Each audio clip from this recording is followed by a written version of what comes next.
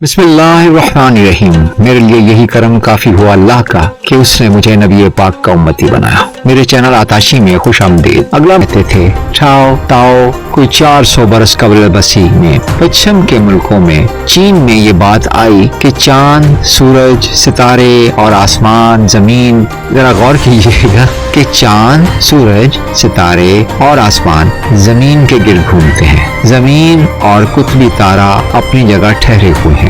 चीन वालों ने इस पर बहुत सोचा और ये बात निकाली कि ये एक होना और एक न होना, ये दो असूल हैं। ये दोनों आग, लकड़ी, धात और मिट्टी के जरिए अपना काम करते हैं। इनके काम करने से सब मौसम और आदमी की दौड़ धूप पैदा होती है। सूरज, चांद, सितारों और आसमान के घूमने की चाल का नाम उन्होंने टाओ रखा और टाओ को उन्होंने खुदा का दर्जा दे दिया। इन टाओ ने इतना सोचा और लिखा कि किताबों के ढेर लगा दिए। पहले तो ये जमीन, आसमान, सूरज, चांद, सितारों की चहल पर, फिर आदमी, रूह, इनके पैदा होने और मिटने और सोचने और पर लिखते रहे। फिर सियासत, मजहब, दवाओं वगैरह पर बहुत सोचा और लिखा। चीन में टाओ मजहब खूब चला। फिर इस मजहब में जादू, टूने, टोटकों और मंत्रों का जोर हो गया और भूत प्रेत की पूजा शुरू हो गई, जो कि शायद आज भी कायम है।